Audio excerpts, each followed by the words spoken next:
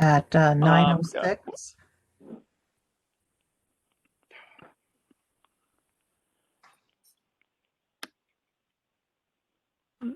Martha, would you like to go through the approval of the minutes? Sure. I sent everyone the February minutes, the amendment for the February minutes. Did everyone have a chance to go through that? Yep. Yes. Yeah, everything looked good to me. Do I hear a motion? I would move to accept those minutes. I'll Second.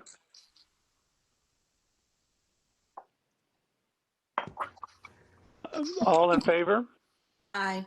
Aye. Aye. Anyone opposed? If not, let's go to communications. We still have to do the March minutes. Oh, excuse me. Yep. Yeah, they look. Do I hear? Thank you for all that hard work. Those look good too, to me. And I would John, move did you have any comments on the March minutes? No, they look good to me. Okay, great. I would move that we approve. accept. Second. All in favor? Aye. Aye. Thank you. Communications? Communications, we did get some communications from two people in the historic district. The new owners of 54 Lime Street and the new potential owners of 56 Lime Street, and they are farther down on the agenda. They would like to do some work, and so we'll have a preview of what they'd like to do later on. And that was all.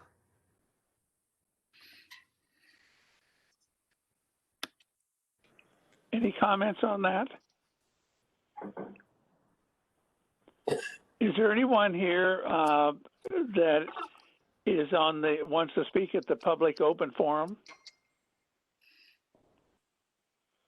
Hearing none, let's go to the Secretary's report. Okay, our active C of A's are the same. 38 Lime Street, the renovations are continuing. 97 Lime Street, which we're going to be considering a little bit later on, they had applied for approval for a garden shed last fall, and we approved it. That hasn't been started. They're still considering about whether or not they want to do that.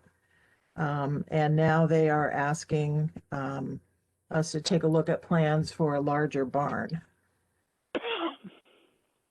And then the Ferry Road sidewalk project is still, has not been started, and they haven't really come to a final decision that I've heard of on exactly, if they're going to keep it in the same location or if they're going to move it across the street. There was some discussion about that, but that's the decision of the town.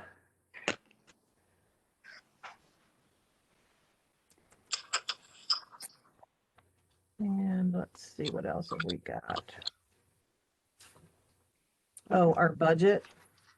We have been approved for the money that we need to pay the bills for this fiscal year. And we've had our budget increased to $6,000 for the next fiscal year. And we are getting a line item added for legal expenses.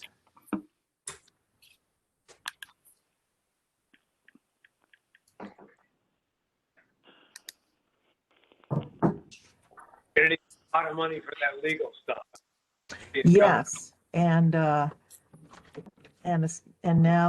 especially given the recent developments in a historic district in Haddam, in Middle Haddam, it's really important, I think, that we clarify the boundaries of the historic district, Definitely. Definitely. because Middle Haddam is having some issues with their historic district being sort of co-opted by some developers or something. It's not a good situation up there. And we also do need to renew our memberships to the National Register, the Connecticut Trust, the Florence Griswold Museum, and the Old Lyme Historical Society.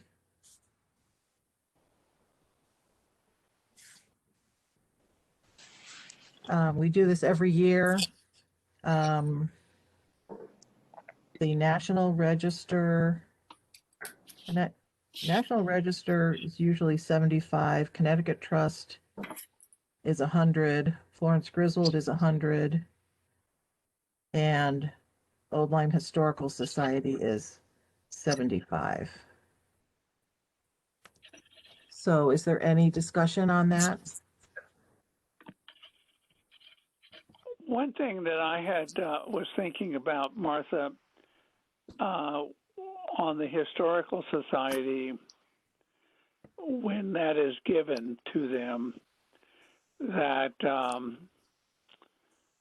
if there's any outstanding questions where we're looking for their support, or that we would like to work with them, that we would review that with them. Just as a not in a negative sense, but just say, this next year we'd like to close on this and this, or we like where we have a mutual working relationship. So that they're just a general reminder that that we really like working with them, and we want to continue to do that. Okay. We can send them a letter. We always send them a letter when we send them the money, so. Now, can you, who do you write that letter to specifically? I just write a general letter to the Historical Society. So you don't post it to like the president or anything like that? No, it's in the past, it's always just been a form letter. I get the donations. I'll make sure John gets it. Okay. Okay. Who's the president now? John Pote and John Mark Pote. Terwilliger. Okay. Yeah, so I'll make sure they get it. Okay, thanks, Cynthia. That would be very helpful. And who do you send the letter to at the Flo Grizz? Again, it's just a form letter. It goes to their membership department.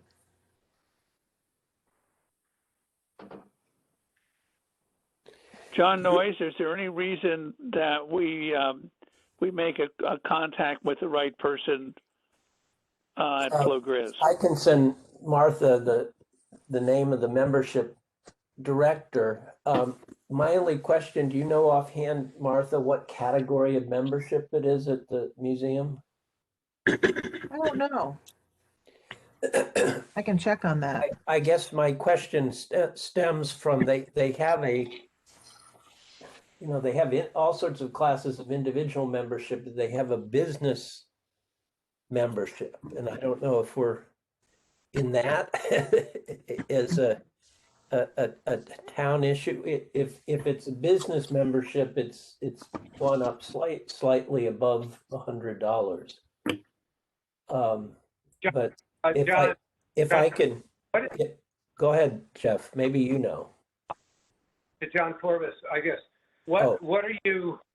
What is your? What's the angle? What are you thinking? Because, I mean, my angle is that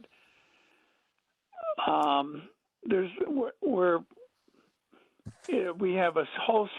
I just want to make sure that we have a personal contact with the appropriate people in terms of these organizations, because what I found out with Roger Terry Peterson, anytime we're giving money or anytime we're receiving money, we tend to look at it more seriously if there's a person behind the check or behind the contact. That's all.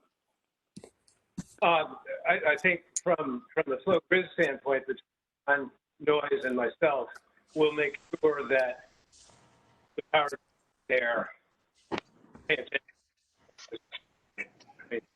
Museum obviously does everything right.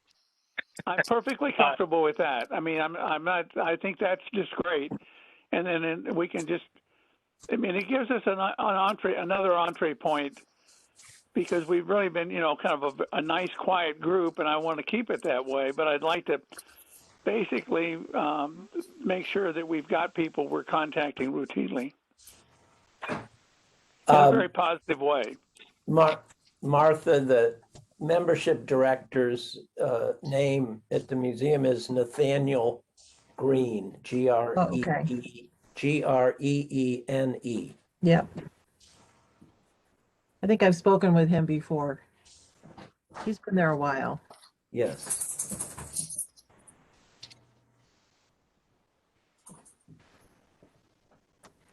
Okay, so would we like to approve those membership renewals? I approve. I recommend that we approve. Okay. Second that. I approve. Steenie. I All guess in favor? my only question is whether if for any of the organizations, if the fees have gone up since last year, that we approve that. I mean, it would only be a few dollars. I'll check on that. Yeah. So, yeah, maybe the motion, let's approve payments to organizations for membership, regardless of action level, as we call it. If they've gone up a little bit. Okay. Just say that we approve the same class or category of membership as last year. Okay. Good.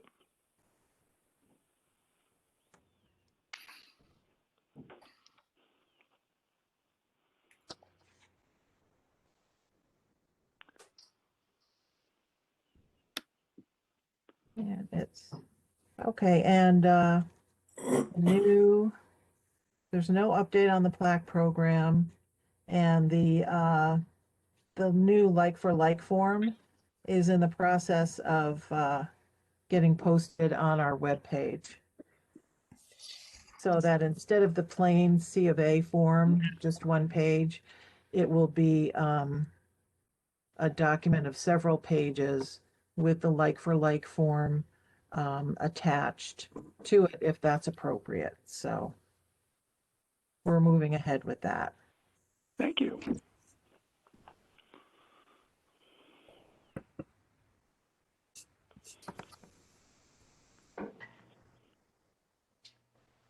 And now it is now 9:20 according to my clock.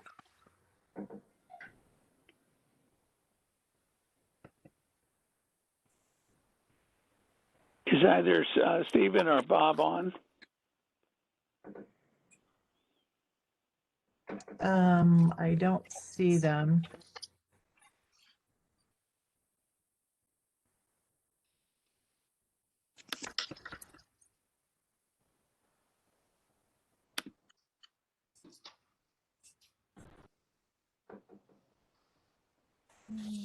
We have a couple. We have Jeff. We have, yep.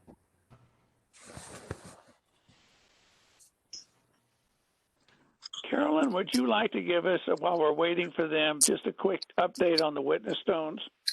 Sure, John, I'd be glad to. There's just a few things that are different from what we approved at the previous meeting. We're going to install 14 plaques instead of 12.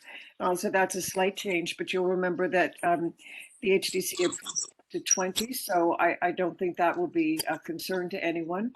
They're all in the same places, but the locations haven't changed, but we added an additional plaque in two of the prior locations.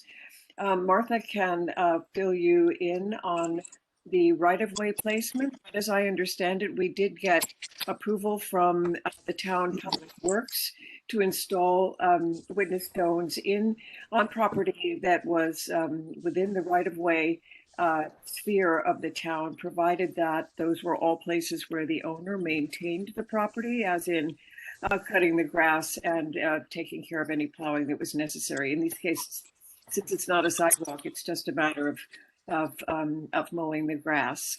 Is that right, Martha? Did I catch that Yes. correctly? Yes, I spoke with Ed Adante, who's the superintendent of Public Works, and he said there was no problem with that. He basically said, do what you have to do, no problem. So, Okay, so that's good news. yeah. And the thing I want to bring before you this morning is the sign that will be placed in front of the library, because we're eager to go ahead and order the sign. And I'd like to have that approved. You remember that the HDC approved the plaques, but not yet the sign, because we didn't have a final location. So I think Katie Huffman is on the call, and she can chime in, but let me give you a few specifications about the sign. The content of the sign is not yet completely finished, but it's almost finished. It will be finished this week, but you've seen that you have an image, so you know essentially what it will look like, with just a couple of minor tweaks. The size of the sign is 20 by 26 inches. It was previously going to be 18 by 24, but Lisa Renison would like to expand that to 20 by 26. I don't think it's a difference that would be, noticeable to someone standing there. It's just 2 inches on each side. And I'd like you to consider the location. I sent a slide that Katie Huffman had forwarded to me with the location that the library has chosen. It's just to the left of the steps coming up from the street as you face the library, in that small grassy space between the sidewalk and the street. And Martha has checked with the Zoning Board of Appeals to make sure that we could place a sign that close to a utility pole, and they said no problem. So maybe Martha and Katie, if you'd like to add anything, let me just tell you last thing, the material for the sign in the post. The sign will be a laminated aluminum, and the post will be a single 6-inch square black enamel coated aluminum post. So it will be, I think, simple and coordinate with the rest of the library signage, and not be very obtrusive. The post should be unobtrusive. So, Martha, could you clarify about the Zoning Board of Appeals? Yes, I spoke with Dan Boray, who's the zoning, our CEO, and he said, I said, well, would there be a problem installing it in a town right of way, right next to, so close to a utility pole? And he said, no, shouldn't be a problem. They put signs in those places all the time, so I don't think we have to worry about that. Good, thank you. And Katie, is there anything that you'd like to add that I didn't include? No, I think you covered it. I just wanted to be here in the event that there were additional questions. But I think you have the sense of what we're looking for clearly outlined. Good. I had one question. Am I correct that well, I don't know, so I'll just ask the question. Mhm. Is it all town right of way, or is it a part of the area where the stones would be placed a state right of way? And do we need approval from the state? The ones that are north of the highway may possibly be in the state right of way, and I do have a contact at the state DOT that was given to me by Dan, and I'm checking with them on that. That would be the ones in front of the Florence Griswold Museum and also the ones in front of your house, John. And do we know how far back from the road the state right-of-way goes? No, we couldn't get that information from the maps at Town Hall. It wasn't clear at all. So we do need to double check with the state DOT on those two locations. Also, the Estuary Center, Martha. Yes, right, the Estuary Center too. Yeah, we looked at those maps and it's very unclear because those are old properties and the maps are old and it's not clearly marked on those. I mean, the thought behind my question is if there were for some reason, I can't imagine why the state would object, but if there were any concern, it might be possible to place the stones far enough away from the road to get out of the right of way. Yes. Yeah, there is no sidewalk there on that above in that area, so we don't have the sidewalk as any kind of a factor in that. Right. So the stones could be placed farther back. And we're hoping, John, that since those properties, those sections will also be maintained by the property owners, there won't be any issue for the state, and there's no parking issue that they will approve. So Martha will follow up on that. Yeah. I can say as someone involved with one of those properties that moving it back would not be an issue. And Carolyn, this is Russ. I was wondering if Prince was being identified, and I'm wondering if it makes more sense to have the stone on our side of the street, or was there a desire to collect the stones in one particular area? Yes, that's a good question, Russ. The reason the stones are on the west side of the street is that there were people in our planning group who were very concerned about, let's say, school children crossing the road to find the stones on the east side of the highway. It's a busy highway there up by the Silver Green, and there's no crosswalk. And we thought there would be a public safety issue, and that therefore we would cluster the stones with only one exception on the west side of the street. Of course, down by Cindy's house, it's not an issue really because there's a sidewalk and it's a clear walking path. But if we had people crossing in there, if we placed them on the east side of Lime Street, of Upper Lime Street, there would be two locations. One would be essentially across from the Estuary Center, and the other would be on your property. And neither of those places allows for easy crossing back and forth across the street. So it's a little bit awkward to not place the stones right on the actual property.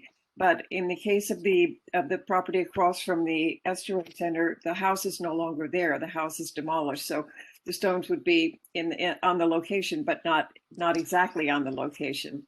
We just decided it would be better. So each plaque will say across Lime Street at the top, if the actual site of enslavement is not where the plaque is placed. So We certainly would welcome the stone, but at the same time, we fully understand the safety concern and would agree with that and support that. Yeah. Okay, thank you. Okay, and we have Stephen Yunkite who has joined the meeting. So I think that we can begin the public hearing for the banner frame in front of the church. Hey, everybody. I think we're still waiting on Bob McCracken to sign in. Yeah, he had a hard time finding the link. But hopefully he'll be on shortly. Okay, so we sent out the information to all the members about the sign design and location. And does anyone have any comments on that? Looks good. I'm really impressed with, I know that we have been agonizing for a couple of years over the junky little pipe signs, and I applaud the church more for their now response and their solution. It's a great looking sign. It's going to solve all the issues for everybody, and I really appreciate the work and money that's going to go into it. Where exactly is the placement of the sign? It's going to be on the corner of Ferry Road and Lime Street. No, but I know I understand that, but where in relation to the current sign is it going to be placed? Basically the same place. Okay. There are pictures that, Deanie, that show that on the attachment that Martha sent. Okay, I'm If you sorry. want- I saw no, the design. If you want to visualize it, Yeah, I can visualize it. is it, well, my question is, how does the size compare with the size of the sign that's there? It's not much larger. We did a makeup or a mock-up rather of the of what the sign will look like when it's ready. It's not much larger than what we currently have there. Stephen, you had that mock-up, and so what you're going to install it conforms to the mock-up that you put up? Basically, yes. I mean, obviously Okay. it'll look a whole lot better, but that was just for dimensional. No, I think what you did was quite good. This is John Forbes. Okay. Was quite good to help at least me visualize where it would be and its relative scale and so forth. Yeah. And I think it's a very, I have to agree with Jeff that it's a very good solution. Thanks. Are there any other questions, or can we go on and vote, or do you want us to wait for Bob to get here? I would say let's just go ahead and vote. Okay, do I hear a motion? I just had one other question. What's your time frame for? I gather the plans are done. When do you think it would be installed? I would imagine within the next couple of weeks. Okay. I mean, it's all ready to go. It's just a matter of making sure the folks who can do the work are available to do it. But I would imagine it'll happen pretty quickly from here. Then I make a motion. I make a motion that we approve the request. Do I hear a second? Second for Jeff Cooley.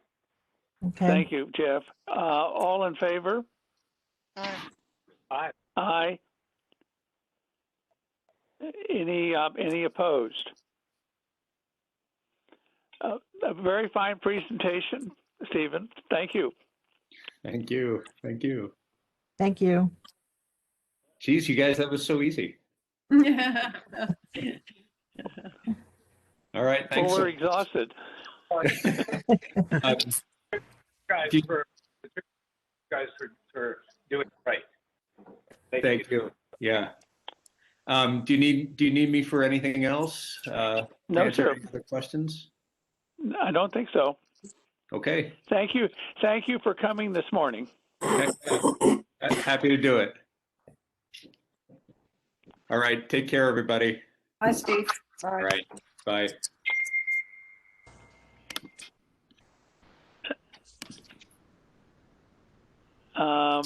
We're running ahead of schedule. Russ, could you let me ask this? I think we dealt with all the issues on the sign up on the library sign. Was there any voting that we need to do, Martha? Yes, we should. If we're going to approve it, we should approve it officially. Okay. Do I hear a motion to approve the library sign proposal? I would make that motion based on the description, the app description that Carolyn gave us with the slight alterations and all that stuff, and the location sounds good. Do I hear a second? I'll second. All in favor? We have to have discussion, right? Okay. We can have discussion. I mean, I'm in favor, but I hope at some point we have the opportunity to talk about the point Deanie raised at the last last meeting concerning whether we, this one clearly qualifies, but if we get a whole bunch of signs, what kind of standard approach do we want to take? This is not the time for that discussion, but I see it as part of the same issue, that's all. I didn't see that specifically on the agenda and hope we get a chance to talk about that. Martha, John, could we just add this point to the next agenda for next time? Sure. I think it's a good. Deanie, I'm sorry. No, there's something a little bit later in this meeting where I might just add to that question I had, John Noyes. And I think it's a good idea to have it on the agenda for the next meeting. Okay. Okay. Thank you both for bringing it up, and we will have a good discussion next meeting.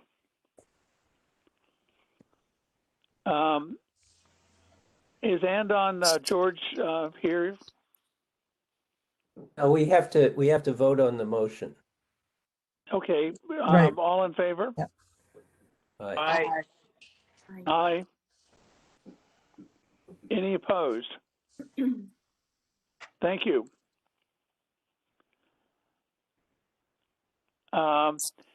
Russ, can we move you up, waiting for Andon? Sure, I'd be happy to speak. Thank you. The effort for the GIS has actually evolved a bit to address the historic district code language, and Martha mentioned earlier that I think we have some additional funding to have an attorney review some specific aspects.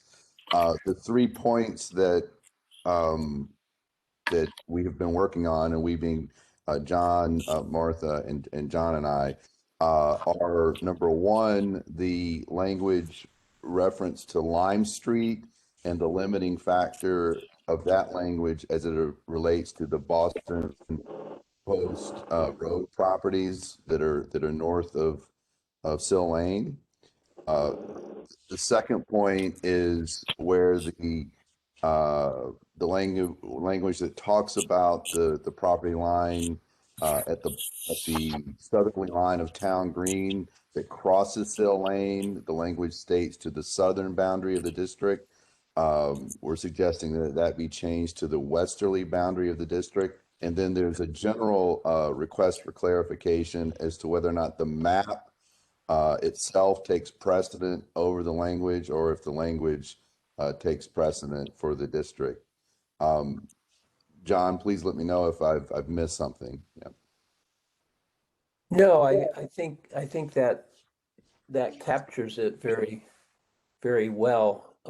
There was a minor point to add in addition, because there's a jog in the southerly boundary that's shown on the map but not captured in the description.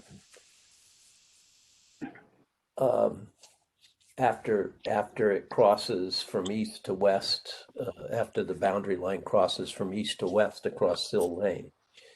Right. But this story that Martha referred to earlier suggests that, boy, if somebody ever does want to do something that's that we don't like, and our ducks are not in order in terms of being very clear about what the boundaries of the historic district are, you don't want to face that issue later. You want to face it ahead of time. Mm-hmm. Right. It's a good idea to face it ahead of time. Yeah. So at this point, these are the 3 or 4 points that we propose to have the discussion with the town attorney, unless anybody else has another concern or point to raise. Well, I can speak personally. I'm very comfortable with the points you've raised, and I totally agree with each of your sentiment that we want to do this ahead of time, not waiting for someone to sue us.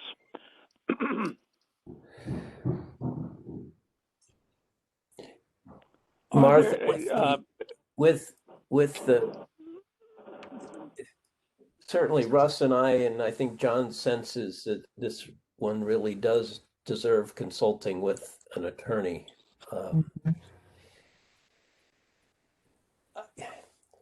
I'm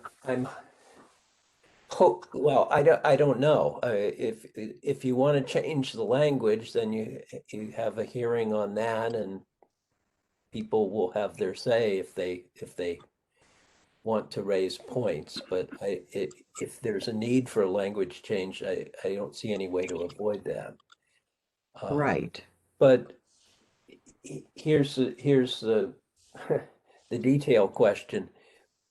Was the new legal funds that were authorized, those are, am I correct, available beginning in the next fiscal year? Yes.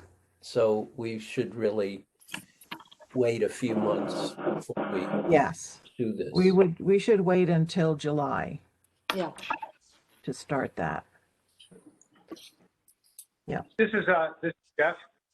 Is it fair to assume that given what I'm going to call a true problem, as is being sort of focused on or warned against, is it not true that the town as a whole and the zoning and all that would not be at our back? I think that is true. They would be, but the legal question is whether if something came up now, someone might claim that we just simply do not have jurisdiction over some of the properties that we historically, if I may, historically have thought we did have jurisdiction over. Right. Yeah.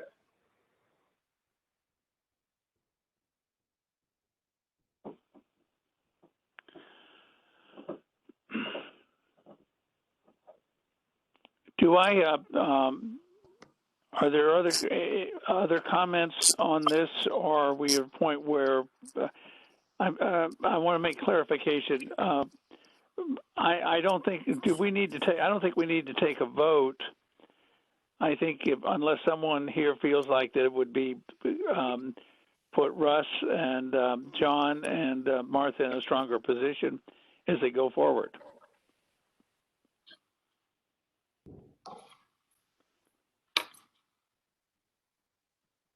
I would agree with that. Okay, then I just would encourage you to go forward, and we will look forward to your results and any votes that are appropriate. I think it's fair to assume that the Historic District Commission is unanimous in its support. Is Yes. what? Jeff, could you repeat that again, please? I think it's fair to understand and see that the Historic District Commission of Old Lyme is in unanimous support of their initiative. I totally agree with that. You mean the initiative to determine precisely the boundaries? Is that what you mean, Jeff? Yeah. Agreed. Yes. Yeah. Mhm. And to have, I would say, to have the language and the quote map and 100% agreement and alignment. I think that's the intent. I think Absolutely. the map has kind of been there. What we're looking at is having complete alignment with the town code language. Yeah. Right. Yeah.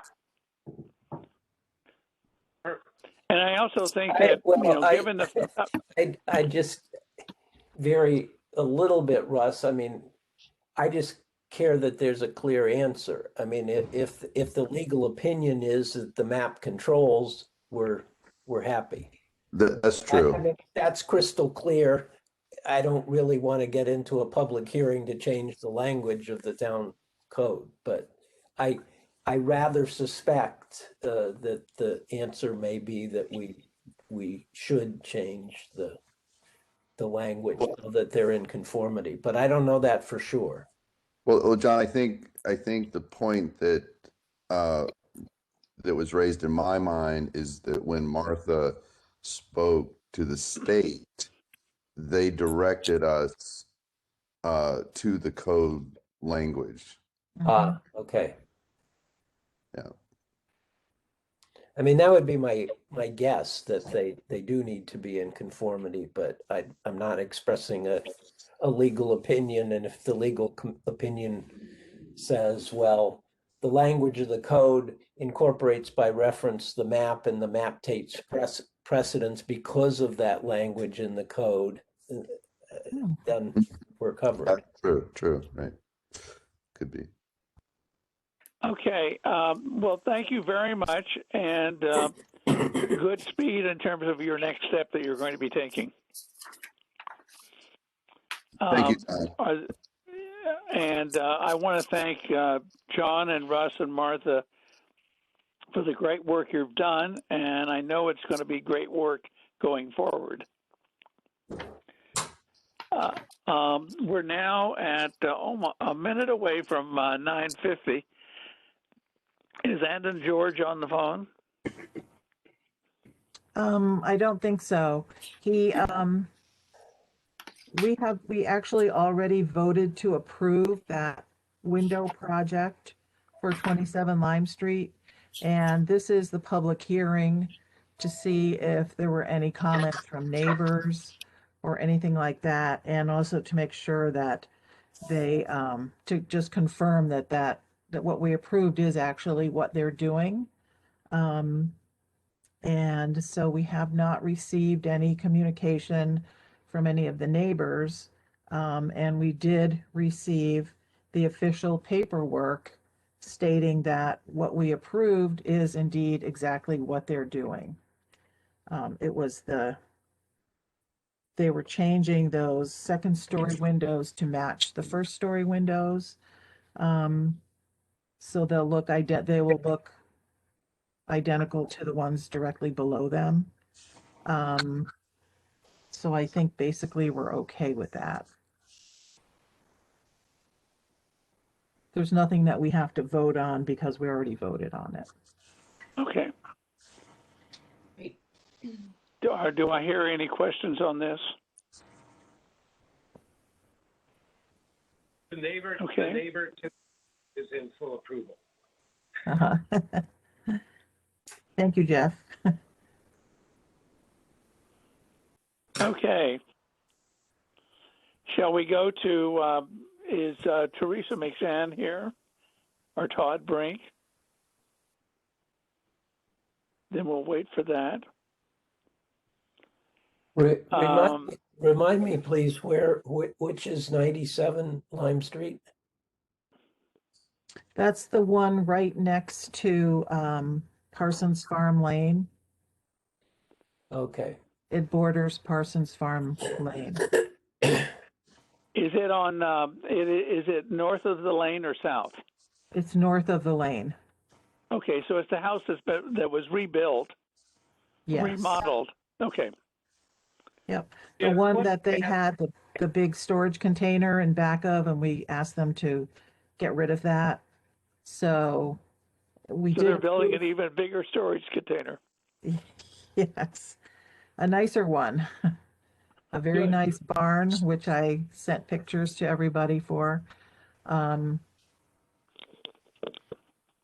they don't have a time frame on that. They just wanted to present it to us to see if there were any comments or suggestions. That's going to be a pretty big building. So did anybody have any comments on that? We did send out neighbor notices and everything. Hi, Martha. Yes, I am actually a budding neighbor property owner on Parsons Farm Lane. So I was questioning their timeline, and it is a significant size. Yes. Yeah. And I think they have a small structure currently there, like a hoop house or something. Is that going in place of that? That will be coming down from what I understand. Okay.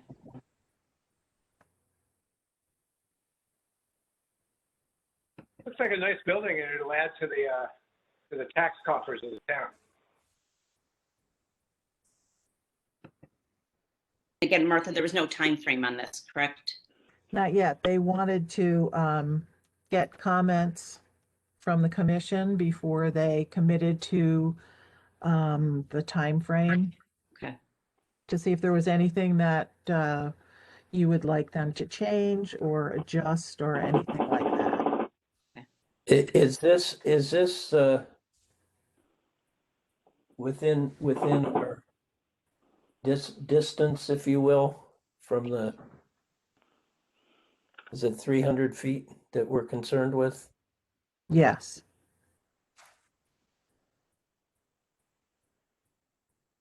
Yes, it is within our jurisdiction, especially because it's very visible from Lime Street. Yes. And it would be in addition to the small garden shed that we approved last fall.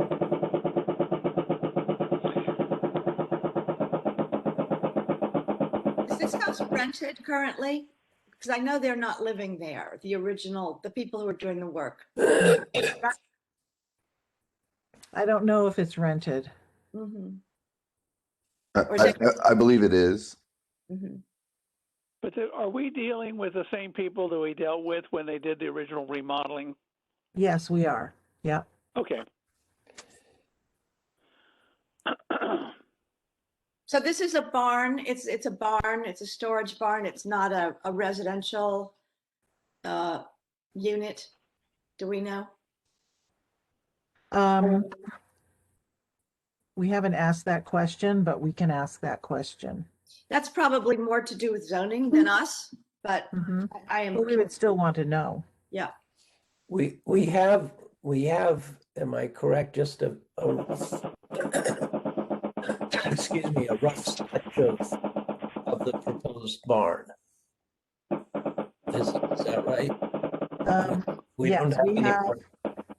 I sent you a photograph and A sketch. the sketch and the size. And do we typically ask for, when it's a brand new building, a more complete? I think that's what they're going to. Yes. They Yes. said final plans will be submitted for the May meeting. Yeah, we'll have the final plans. So they're. So this, I think they're soliciting any comments that we may have. I see. yeah, So this is not for approval. It's more for any advance directive or comments one might have. right. Yep, and Martha, we can. it's hard from this sketch to really understand the relative size, but one question that I would raise is that's a fairly large roof behind a fairly, in other words, when they come in May, they ought to have an outline of their house and then an outline of this building so we understand the relative scale of this building relative to the house. Yeah. That's easy for them to do because they have nice drawings of the original house.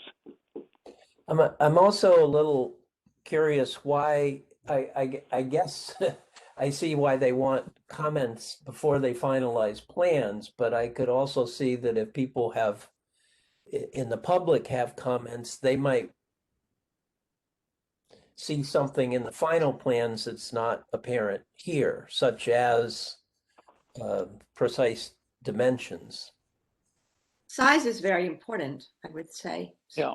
Yeah. So do we? Well, do we I think what John, one thing we can just say to them is that one of the things that we want to talk about in May is the relative size of this building versus their house. Yeah, and we can But- keep the public hearing open for the next meeting. We don't have to close the public hearing. Okay, good. Yeah. Right.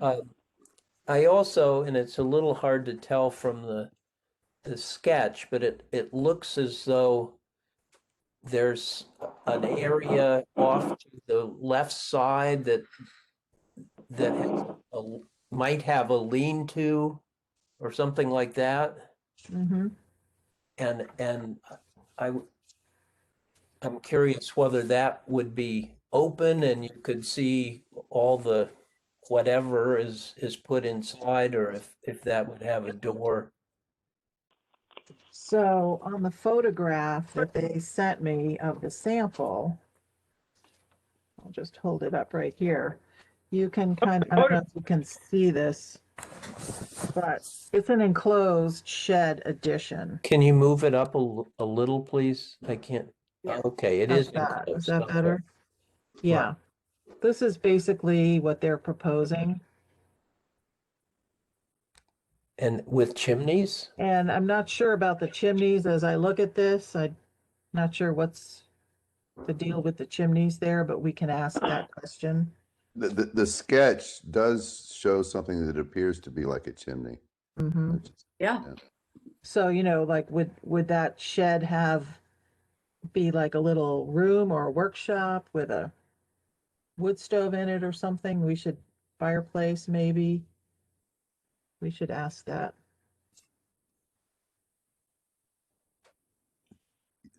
But it is a nice building, but it's a substantial structure, so. Martha, I would ask that the sketch show I'm sure the drawings would, but the height. I think it appears that there's footprint here, but I don't see the overall height of Okay. might be a good point to ask.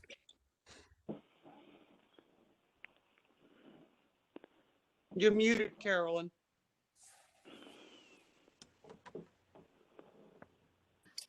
Thank you. Don't we also want to know the location on the property? Is that clear from the drawing that we've been given or the photograph? I wasn't quite clear on the proximity of the barn to the house and also, to Parsons Lane. It would be helpful to know where on the property the structure would be located. So, I don't know if you can see this. It would be, if you were looking at the house, it would be to the rear and to the left of the house.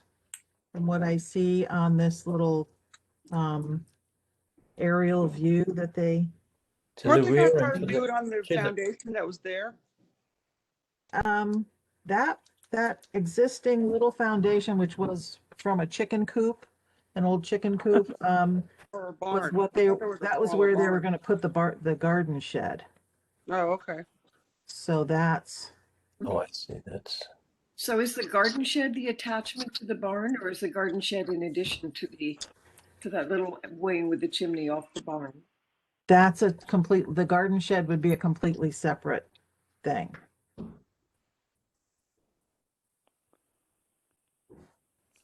Martha, given the number of questions that we have, I would encourage you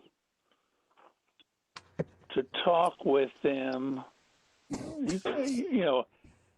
Obviously you're going to send them an official email, but also to talk with them so that they understand that we have a number of questions and that are best answered with final drawings.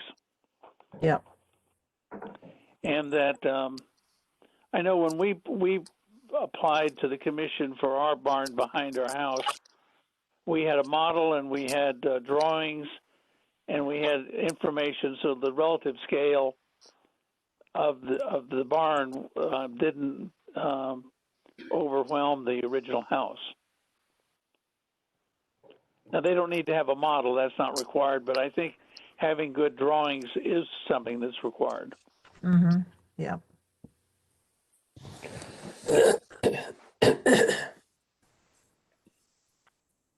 Hi, good morning. This is Teresa McShane and Todd Brink. Can you hear us? Oh, hi. Yes. How are you?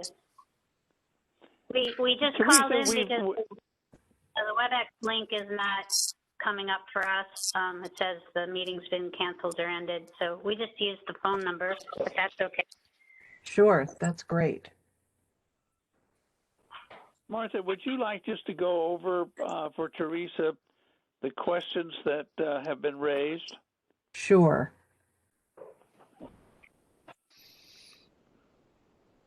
And Teresa, these questions are one that we always raise, so this is kind of the way we work.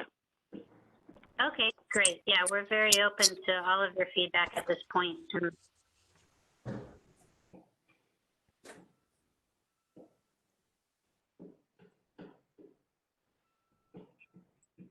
Okay, so one of the main questions was about the size of the barn relative to the house. Okay. As far as the scale goes and how high it would be. Okay. This is Todd Brink. We've got some rough sketches. It's gonna be, the walls of the barn are gonna be 10 foot. The side walls on the barn will be 10 foot tall.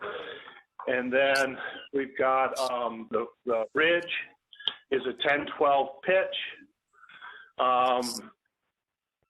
So let's see, it's 12 divided by 10, 30 foot, 15.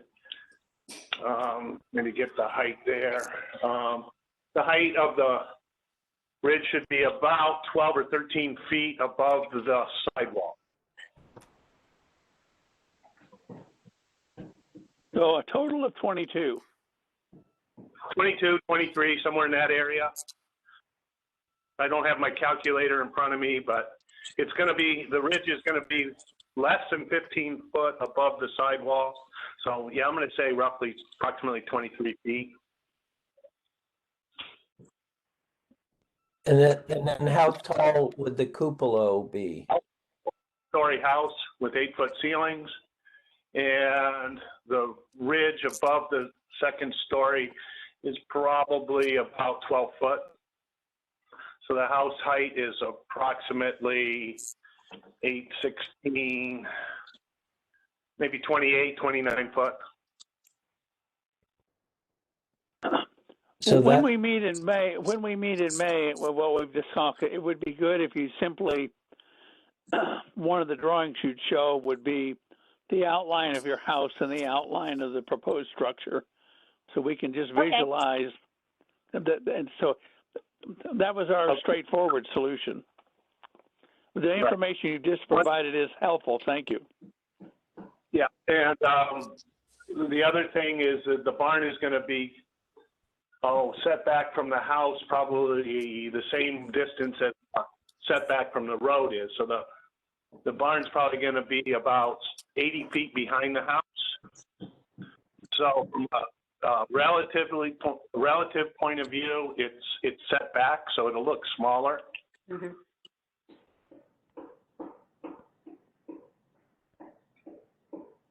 Are you planning to have the cupola also that's shown in the picture in weather vane? What was that question? Are you planning also to include the cupola and weather vane and chimneys that are shown in the picture?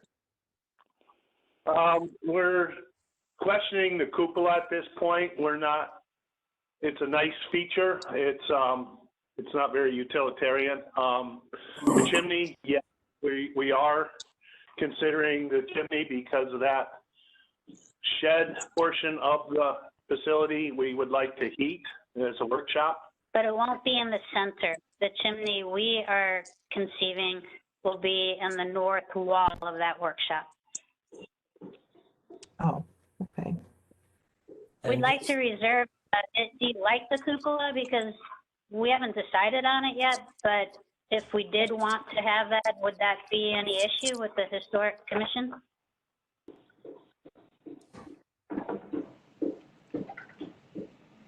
Well, I think it partly depends on relative size.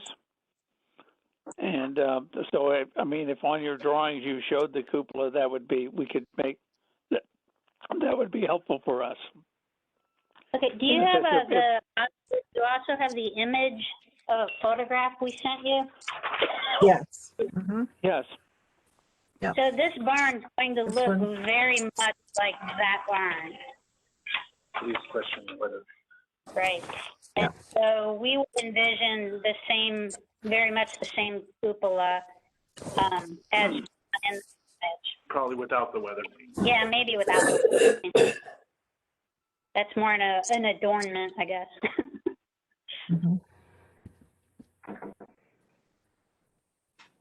But same thing with size and scale. Even the kind of the scale, the size, the whole look and feel of that photograph is very similar to what we're envisioning. We're just changing around a few windows and doors.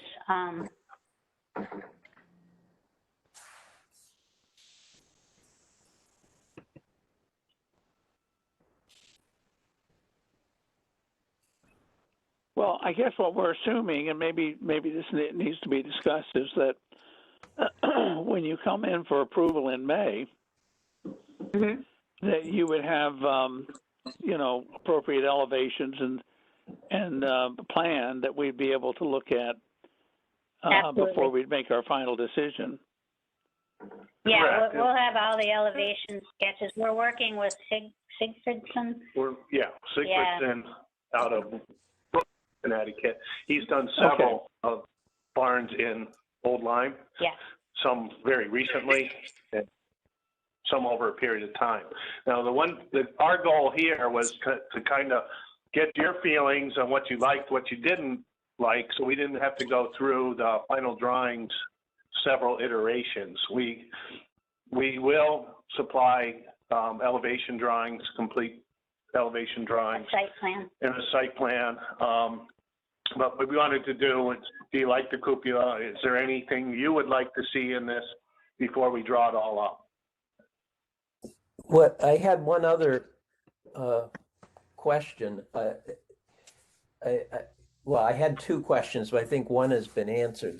That if you've got a wood workshop, that would be completely enclosed, as shown in the photo. Okay. What on the sketch you have something on the roof that's labeled DH? What is that? DH double hung, and that's it's not referring to the roof. That's referring to the gable end you cannot see. So what he's got there is on the one end you do see with the big door, you see a large double hung window with two small sashes beside it. And that was his way of saying he's going to do it on the other gable end as well. Yeah, not on the roof. Okay. So I that's didn't know if you had a barn with skylights or not. No. So, okay.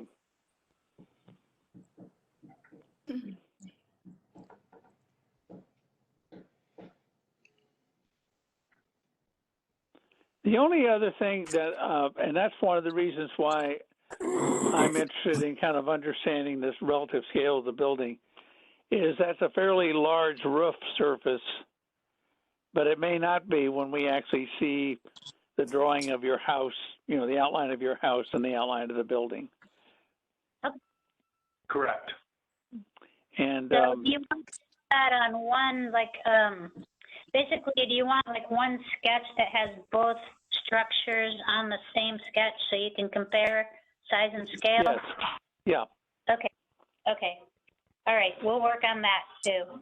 Well, we had when we came to you folks 2 years ago, well, 3 years ago now, we had full drawings of our house, and you should have all that stuff in your files. Mm-hmm. Yep. I don't really want to spend. Let me say this.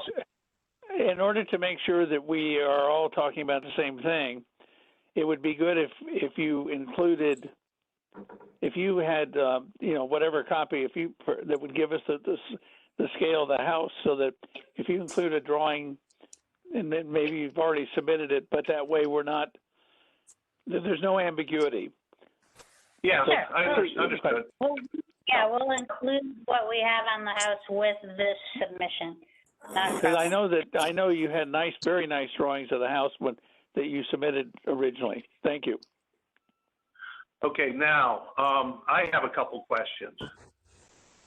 What is your feeling on standing seam roof in color?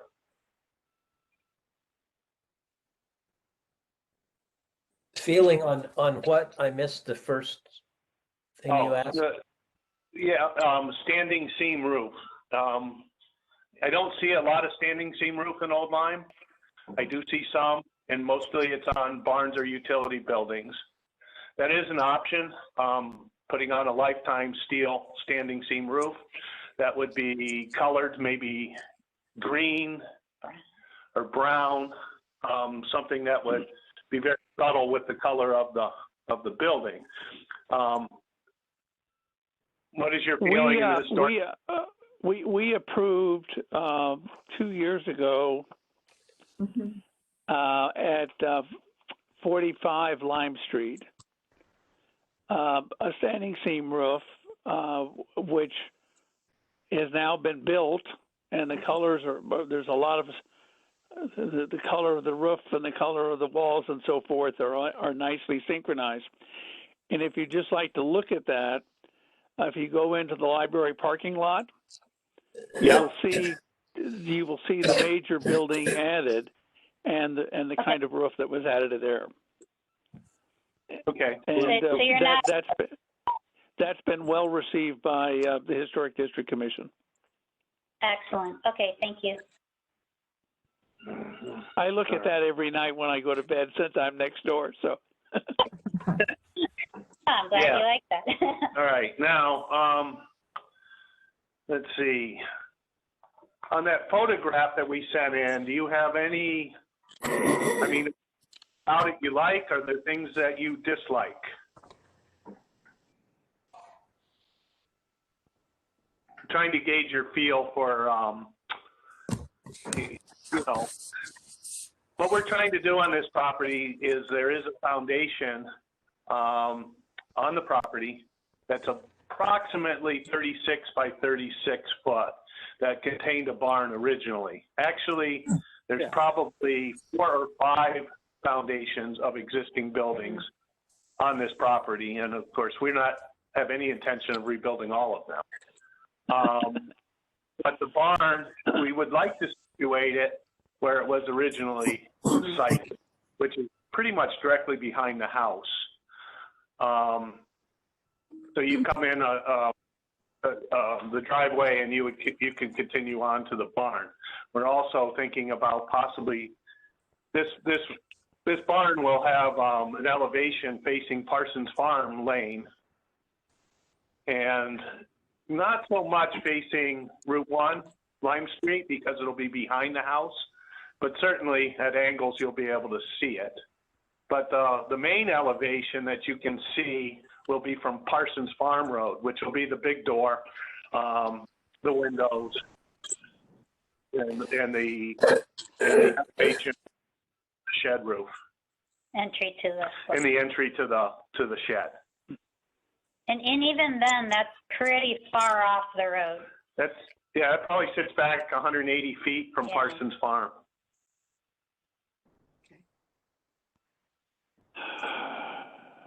Would you have any driveway or extend the driveway to the barn? Well, what we were thinking about doing is putting in a very primitive driveway that might access Parsons Farm. It would be grassed over. It may be substantial enough so it's not a mud track, but probably we envision maybe 2 gravel tire tracks going out to Parsons Farm just to get the bigger equipment and the trailer that we intend on storing in the barn. So we might be into A curb cut. a curb cut there.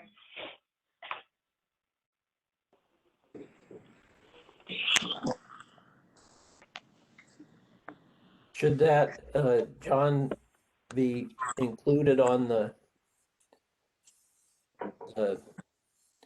material they will be submitting, just so we can see the location? It's I'm debating in my mind whether, I guess if it's permanent, it's a So we'll do a site plan of the property, and we can provide that like a little map. I probably won't have that done professionally, but I think we can draw up a pretty good one. And then we'll even maybe give you the name of the material, some sort of a gravel that we might use. But we want it to be very subtle, like something that mostly has grass in the middle. Not unlike the driveway we currently have going to the house, but even more subtle than that. Thank you. Mm-hmm. And just to point out, this lot is roughly 300 by 300, but with equal frontage on Parsons Farm and equal frontage on Route 1. They're about equal. It's almost a square lot. So we have pretty much equal frontage.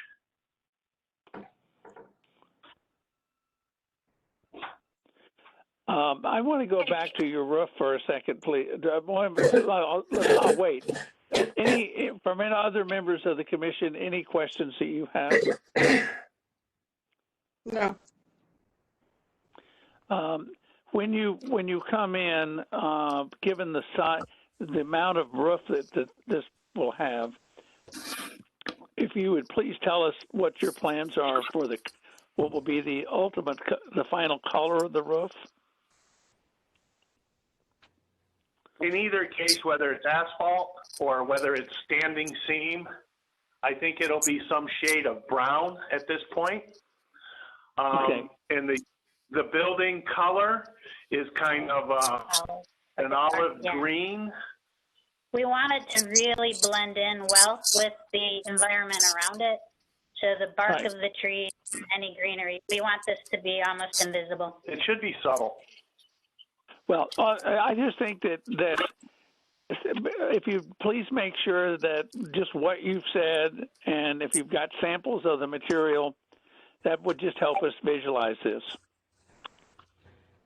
Okay, we'll put that in the... And you'll notice that the structure that I suggested you look at for standing seam, there's enormous compatibility between the wall color and the roof color. Okay. Yeah, that's good. We will look at that. What's the color of that barn? What? What was that the color barn? of that those barns are dark brown. Okay. And the roof is also a dark brown. Okay, perfect. But let me say this: it's in a more contained space, so it's not standing out by itself like yours. And so I just, when you look at that, I look at that, and I think that you'll see some interesting ideas. Okay, will do. This is helpful feedback. I just have one other question just before we go with the final draw up of these plans. Is we obviously have a lot of choice in windows. The house is currently 2/2, but would it matter whether we wanted to go with 4/4 or 6/6?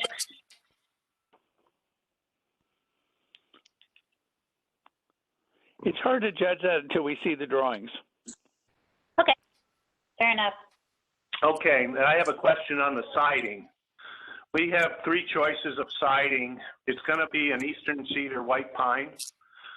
It can be of a board and batten style. It can be of a tongue and groove style. And it can be of a shiplap style.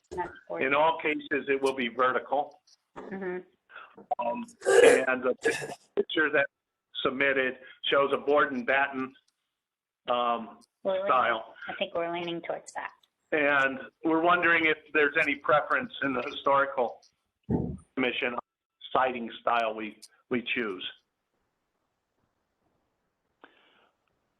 Well, there's one very famous barn in the historic district at 1 Lime Street.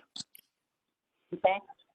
And so that is one. And then the second one John Noyes, what is your address? 110. There's another barn at 110, very different, but those are two of the classic barns. And then the Okay. third one is the one that I mentioned at 45 Lime Street. Okay, Are, so, are those board and batten or? They're all different things. I mean, I just gave you an idea of sample of buildings that are not attached to the house, and so you'll see that we're kind of eclectic, but I think it would give you a sense of what feeling you might want to capture given the material. Perfect. Thank you. what was the owner's name at 110? That's me. John Noyes, he's on the Historic District Commission. You should feel free to just drive in and drive back to the barn. Okay, and what was your name, sir? John Noyes. Noise. All right, and you're next door to number 100, I think. I'm next door to, I don't even know what two doors down from the old Bee and Thistle. Okay. Yeah. Okay. You're next, between you and the Bee and Thistle is a house that's under major renovation. Correct. Yeah. Got it. Okay. Thanks, John. And the people who own the house at 45 Lime Street are the Edmondsons. Okay. Okay. And the person who owns the house at 1 Lime Street is Marty Ames. Alrighty, Ames. Okay. You know, but you can see the Ames structure from the street. As you just turn left on McCurdy Road and you drive a little bit, you'll see the red barn. Yeah. Okay. I've seen it before, and Okay. we'll take a good look at it this time as well. Now, 45 Lime Street, you said we can see it if we pull into the library parking lot? If you pull into the library parking lot, and the trees haven't really bushed out, so you'll be able to see the whole structure very clearly. Okay, very good. Excellent. And what was the owner's name on that property? Edmund? Edmondson. Edmondson. Okay. And I believe that was built by the same builder as us. Okay. That would be very helpful. By the way, if you could confirm that, that would be very helpful because that is a beautifully built building. Yes. It is the same I builder. will confirm that. I'm certain of that. I'm very Okay. certain of that. The other barn that was built by this same builder was, I believe at either the Florence Griswold Museum or the Old Lyme Art Museum, a barn that was recently built. Are you aware of that? John, are you aware of that? I'm not. Okay, I'll confirm that as well. Okay. Thank you so much. This is really helpful feedback before we go ahead and get those final plans drawn up. And we'll have a full packet ready for you before the May meeting. I want to thank you for suggesting that you follow this process because it's kind of helpful for us to provide information for you as you're making your final decisions. Thank you. Absolutely. We want that formal meeting to be a success the first time around.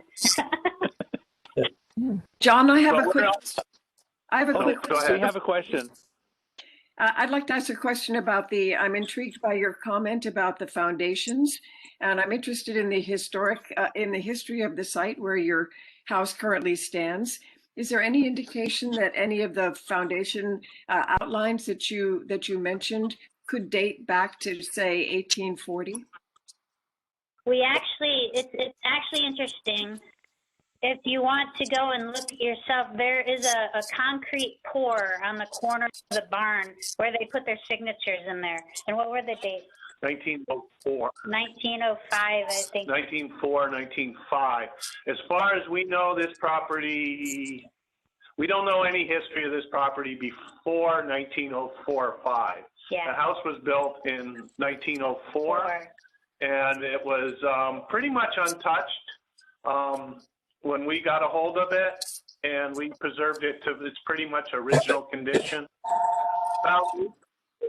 Currently on the facility, on the site, are rubble foundations, mortared rubble that are in very, very poor condition, not buildable.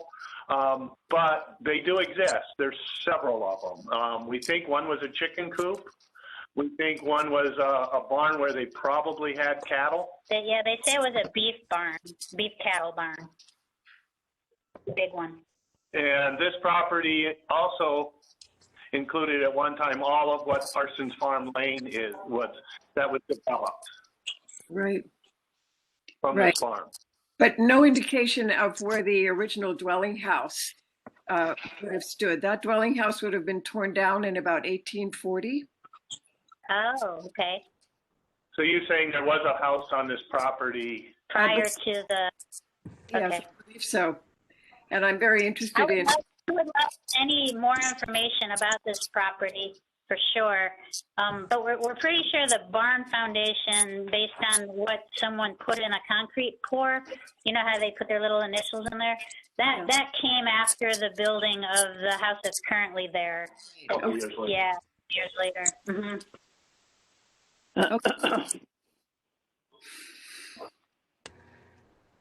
Very fine. Thank you very, very much.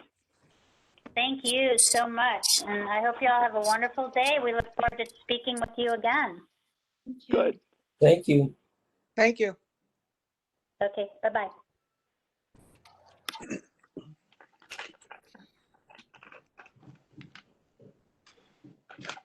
Martha, that was, I'd like to hear from other members of the committee, but I personally felt like that was a very constructive meeting.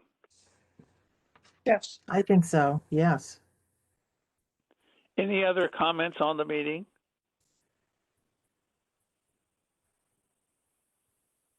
Okay. Where would you like to lead us next, Martha?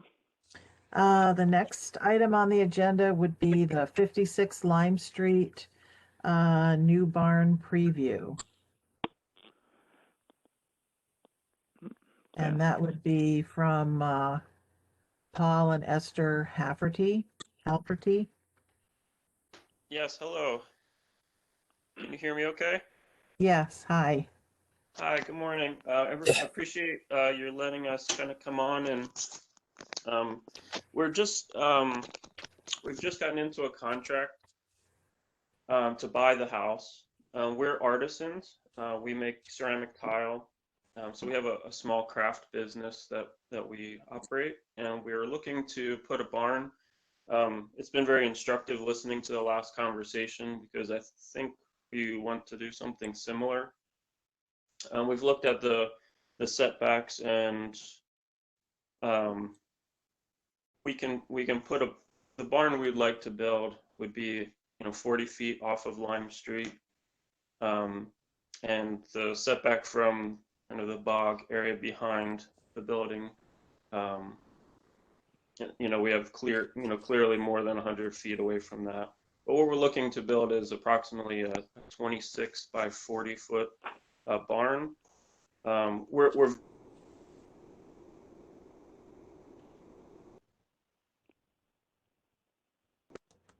Hello? The barn today.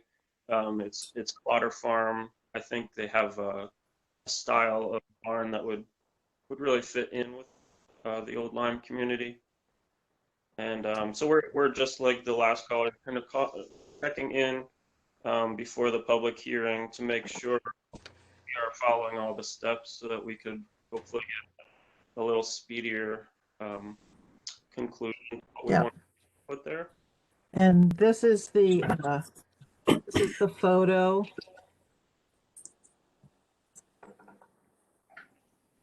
That's approximately what we would like to do, right? Yeah. We could, of course, have a more detailed sketch and elevations and all those things.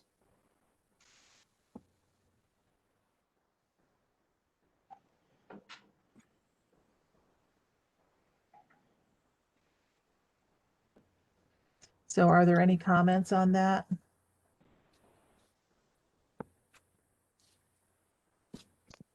we would schedule this for the May meeting for a public hearing and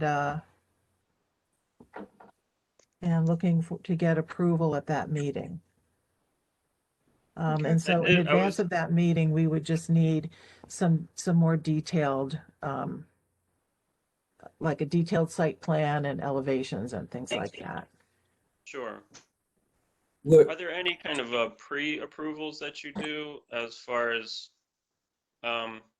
since we are still in negotiation and all these things with the homeowner, we're really looking to make sure that this is, you know, like a definite thing that we can do. We've checked with zoning as far as the size of the building. That seems to check out. We just want to make sure with the historic commission that we don't have any kind of hangups as far as that goes. It was instructive to listen to the last one as far as knowing that you're interested in seeing these elevations and maybe materials and things like that. Is there anything else that we need to kind of be thinking Could about you or please, bringing before you? if we take the current structure of the house, and I believe behind the house today there's a garage, is there not, that's freestanding? There is a freestanding garage, yes. Now, where would this building fit relative to those two buildings? We would like to, if you're looking at the house, to the left of the house, there's a driveway that runs back to the current barn and garage there. We'd like to put it kind of on the driveway, basically, so all the way as far as we could to the left of the house. That would be to the left of the house, so you're blocked by the side setback. So it would sit there, and then how far forward relative to the front face of the house? Almost like level with the house, if that makes sense. So it really is sitting. So as you drive down the street, you're going to have the original Italianate house, and then the next thing is you'll have the barn sitting there. Correct. Mm-hmm. So it'll be quite prominent relative to driving down or walking down Lime Street. Yes, it would be. So we would make sure that it, as far as color, I mean, we thought to match the house, so it would be a yellow with a white trim on it. Would this replace the existing garage? The current garage is not in great shape. It needs some structural work done. So we weren't going to replace that exactly. I mean, we were just going to kind of leave it in place for now, and look at if we could fix it up or if we need to tear it down. Would the new barn would be used as a garage? It would be used for our business. So we would be, so what we do is we handcraft tile, like a very decorative tile line, which is partly why we wanted to move into the Old Lyme area because of the arts connection and things like that. But it's very small scale. We would have maybe, 2 or 3 people at the most come by to kind of see it in the course of the day or the week. When you gave us the dimensions 26 by 40, which, if I'm looking, I'm sitting at Lime Street looking at it, would I be looking at the 26-foot dimension or the 40-foot? The 26. Okay.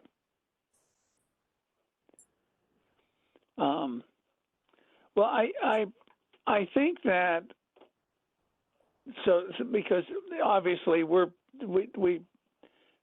I think it's going to be very important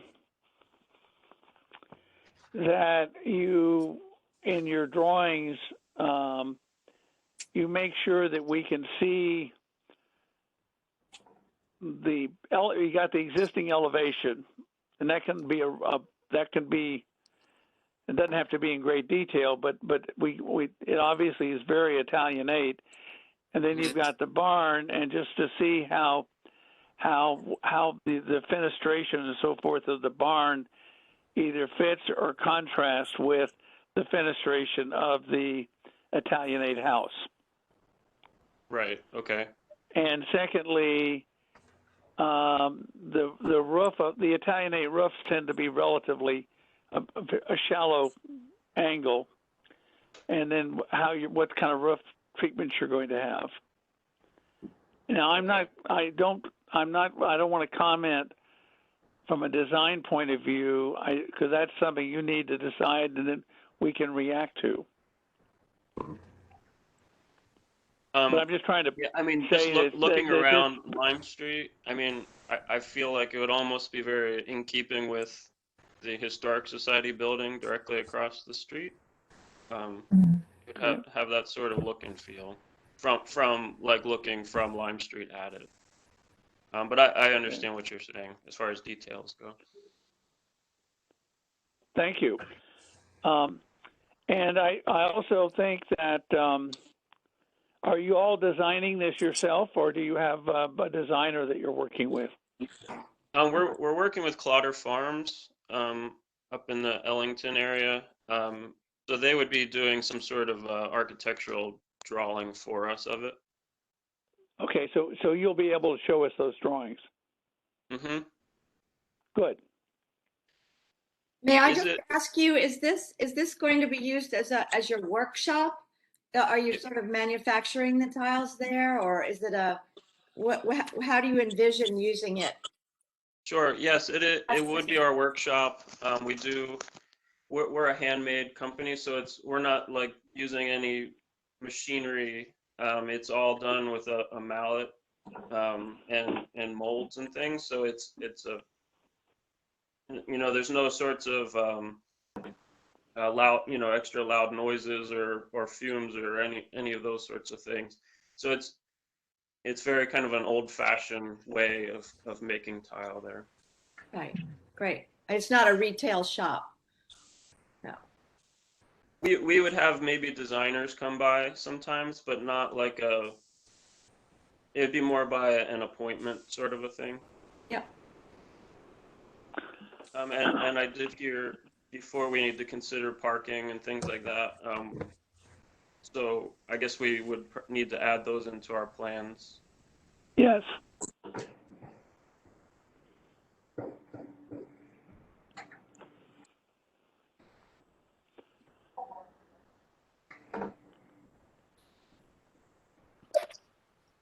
I think the other question would be if questions come up while you're doing the design, not design questions, because I think we all need to be. But if there's any specific question you have, just email Martha. I mean, I can't guarantee we'll give you an answer, but it'll at least highlight in terms of the kind of questions we need to deal with when we meet with you next. Okay. Yeah, we'd love to kind of move this as quickly as we can. I understand your role there is making sure everything fits into the historic section. So that would be helpful. So we can forward information to Martha and then maybe get a little feedback before this next meeting. Well, you may or may not. I'm not guaranteeing that, but at least we'll know the questions we'll need to deal with when we meet with you. Okay, great. And Paul, could you let us know the name of your company again, please? Sure. Our name is Lilywork, so it's Lilywork, tile. Thanks. Okay. And can you spell the name of Clotter Farms? Sure, it's Klotter. TER. Okay, good. Mm-hmm. Thank you. Sure. I think don't they advertise? Yeah, they sure do. Mm-hmm. Yep. Okay.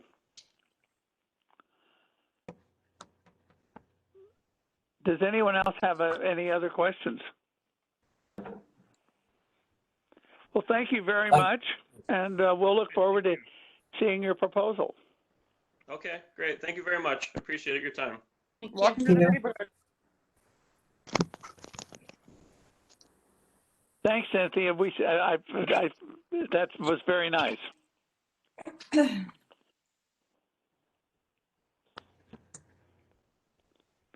Are there Richard and Carol Jones on the phone? I believe they're away. And again, this is a preview, and they will be submitting drawings and everything for the May meeting. What they So want we to don't really do, have them. They're not going to be on the phone today? I don't think so, no. Okay. All right. So basically what they would like to do is, if you look at their house is 54 Lime Street, and it's the one that's just north of the town hall. And on the side facing the town hall, there's a small porch, a little covered porch. And in the past, apparently, the former owner, Mr. Sweet, had put some plexiglass panels up in the wintertime to kind of enclose that area, because they use it as an entrance to the side of the house. And what they want to do is just make that enclosure permanent, instead of having to take down the panels all the time and put them back up. They just want to do something a little more permanent. And so what he said, what Mr. Jones told me, was that it wouldn't change the look of anything from the street. Like, you wouldn't really know they had done anything. But they do need to get permission to do that. And he will have detailed, more detailed drawings for us in May. And then they also want to put in a lamp post with a lantern on the other side of the house, which is the main entrance where their driveway is. So up next to the house, they want to put in a lamp post with a lantern. And they will have a picture of the lantern for us to look at for the May meeting.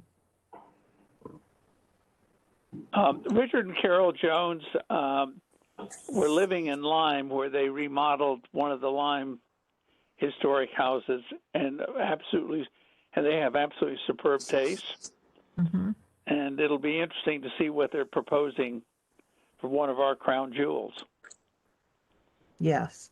Well, Mr. Jones told me that the lantern that they're proposing to put in is one that they had used at their property in Lyme, and they liked it so much that they're taking it with them. So, but it's one of the few things where something in Lyme is coming to old Lyme as opposed to the reverse. I know. Any questions? Okay.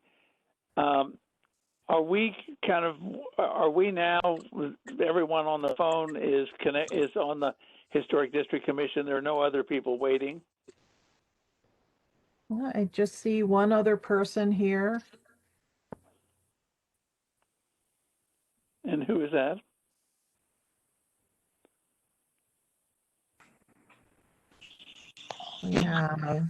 We just have one guest. I'm not sure. Nicholas Westbrook. Yep. Who is it, Martha? Nick Westbrook. Nick Westbrook? Okay. Does he would he like to talk to us, or is that just?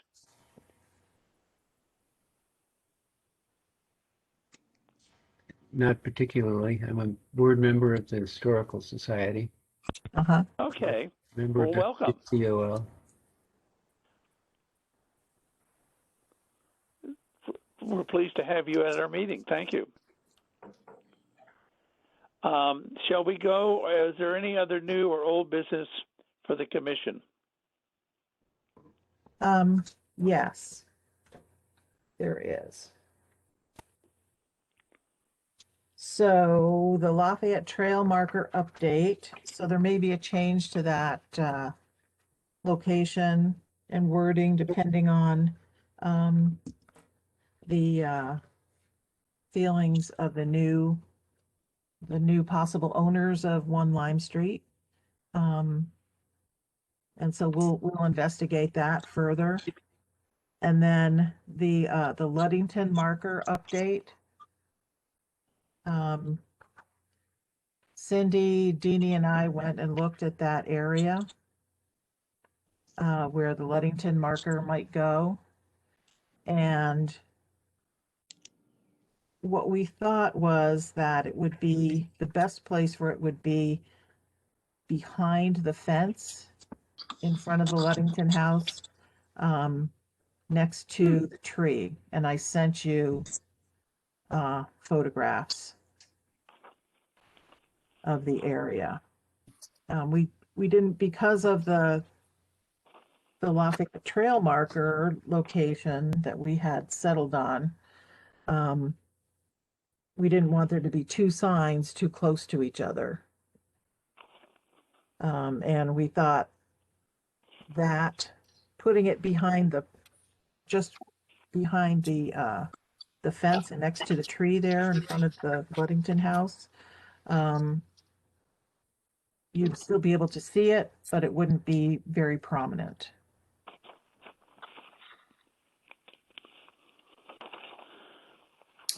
Martha, I have a question. Have you, because I know everyone is concerned about proliferating signs, but I just wondered, I'm just curious if you had considered, or if anyone had considered placing this sign on the house itself, a historic marker, a plaque on the house rather than a freestanding sign on the property.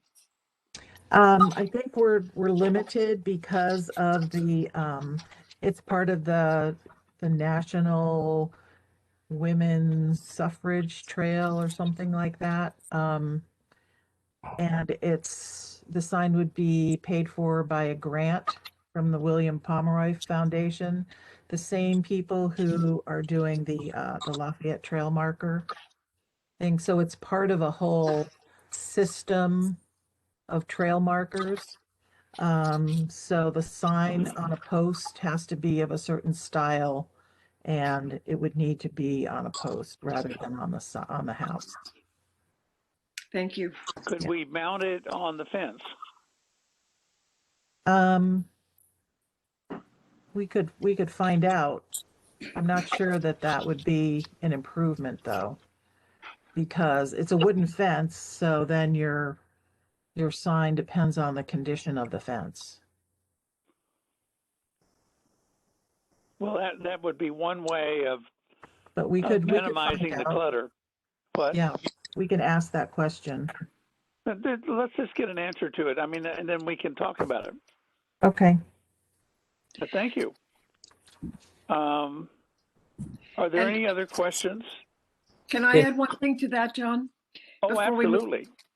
When I was talking with Bob McCracken this past week about the placement of the church sign, he said that they were considering replacing the existing sign, which is a hanging sign. It's quite old now, and that they were considering replacing that, but placing it at the far end of the property by the driveway. So, in other words, close to the Luddington house.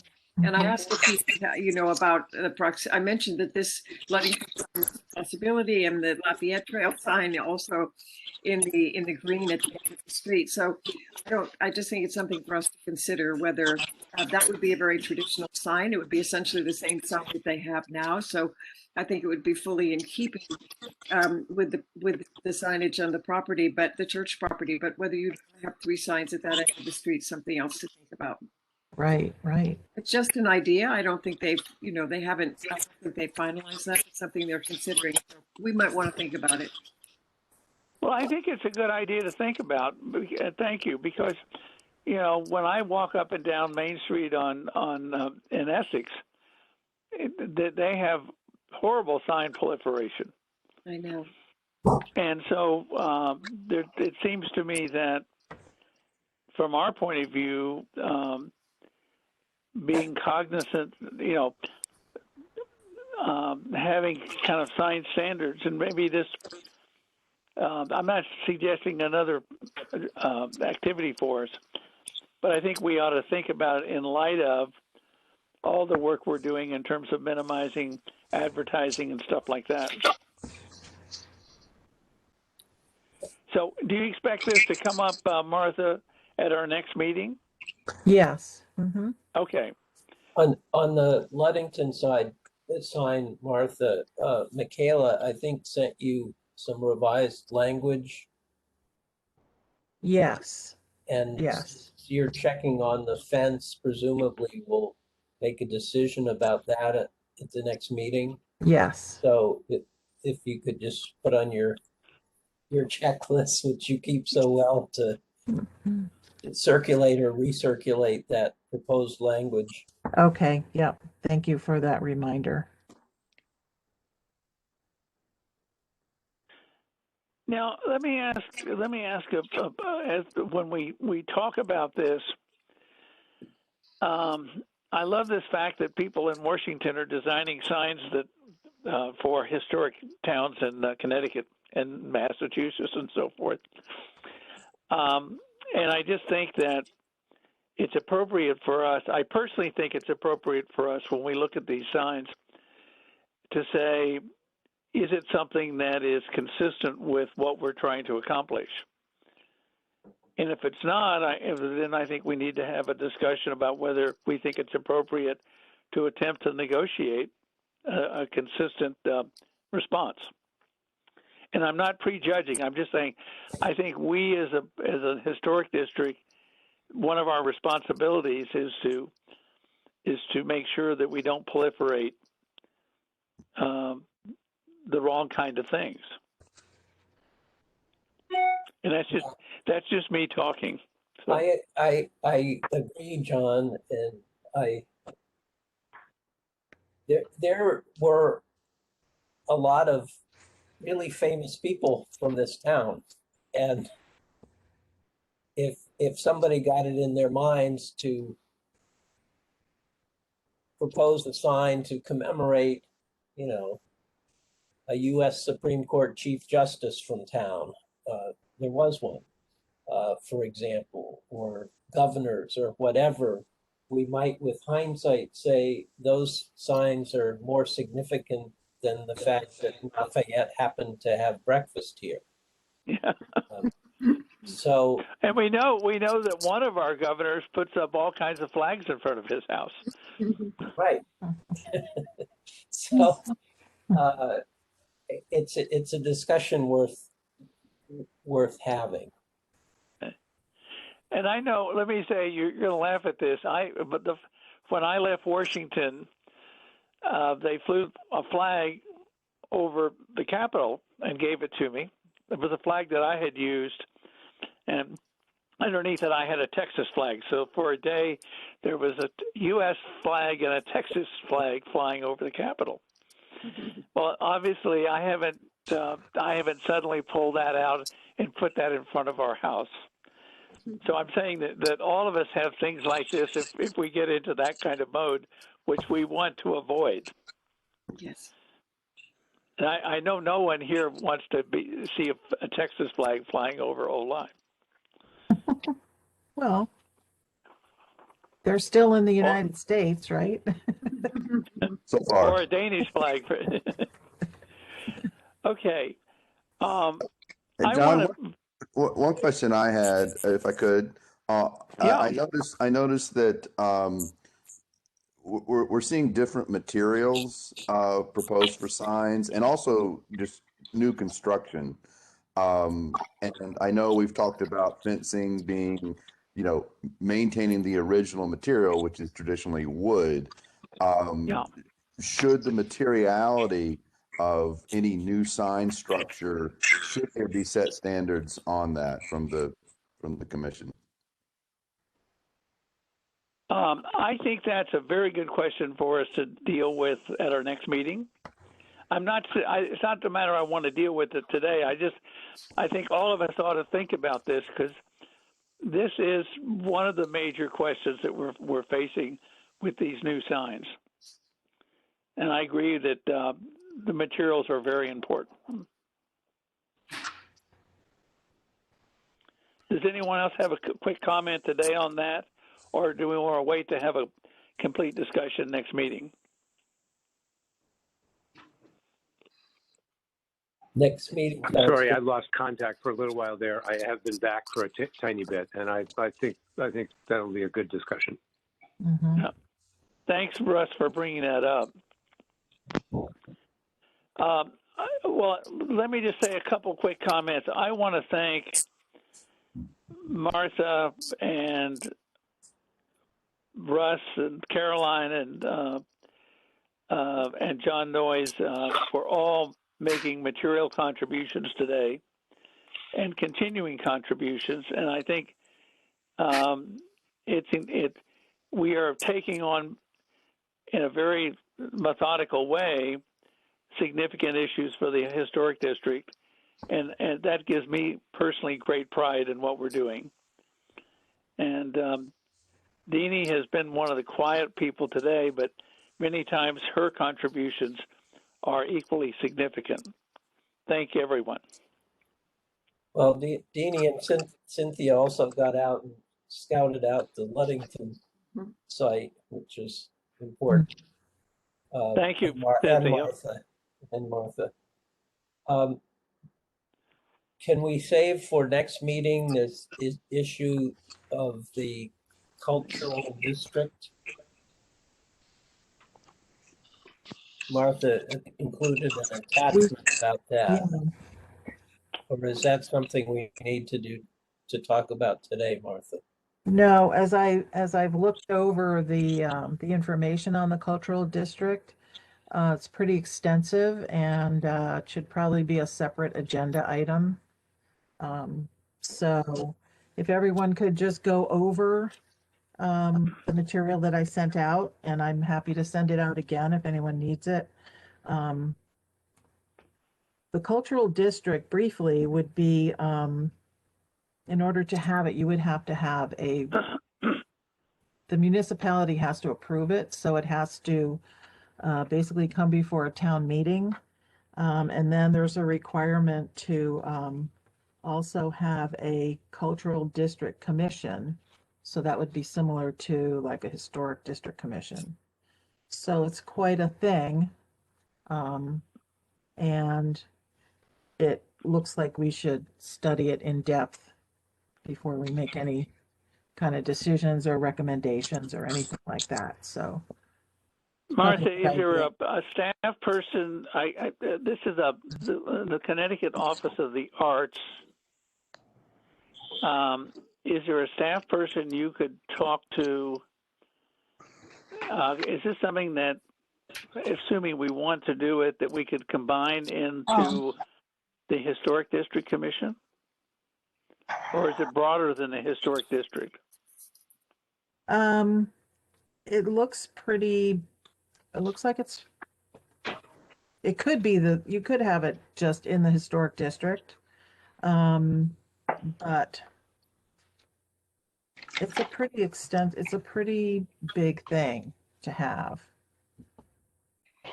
And I know Deanie is in touch with people because she's on the Arts Council or something, and they've been approached by these people. So, okay. Yeah, she would definitely be our major contact for this.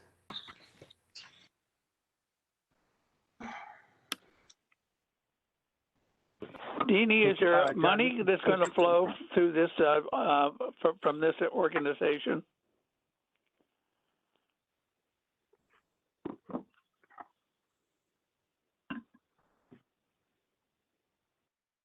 From what I'm seeing here, it's basically something that would help the town market arts and cultural attractions to visitors. It's partly designed to promote tourism in the town. But if you read over the materials, you'll see they have everything outlined. No, I've read over the materials a couple times.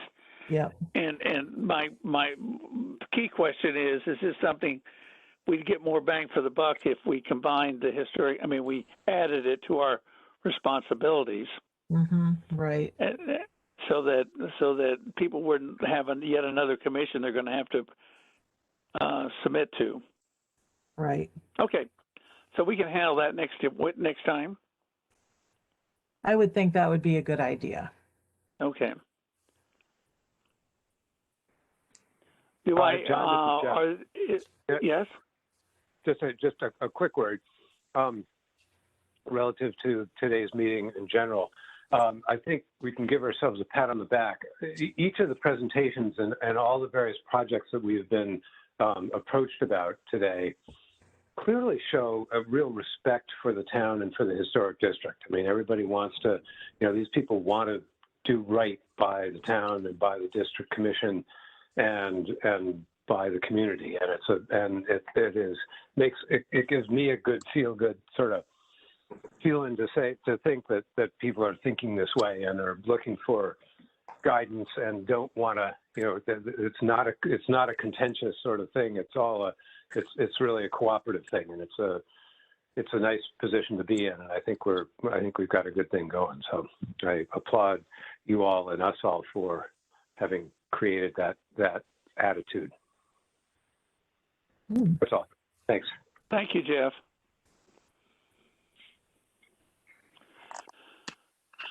Any other comments? Do I hear a motion for adjournment? I'm sorry, John, someone did I have a comment? One comment, and that is that I think it would be helpful to, and this is something that for the auxiliary building project, to go ahead and document the 3 barns mentioned today. So as we were working on that based on the last outline that I presented, I'll be back in Connecticut in about a week or so, and would hope to be able to do that. So Martha, maybe you could send me the notes on those, any information that you have on those barns. Sure. Or if anybody else has information on it. And I think it would be great to go ahead and have that as kind of the initial representation for the auxiliary buildings. Coming up. Fabulous idea. Coming up right now. So fabulous idea. Barns are in. Okay. I move that we adjourn. Any second? Second. All approved? Aye. Aye. Thank you very much. Aye. We'll see you next month. Thanks, Martha. Okay. Thank you. Everyone. Bye-bye, everybody. Bye. Bye. John.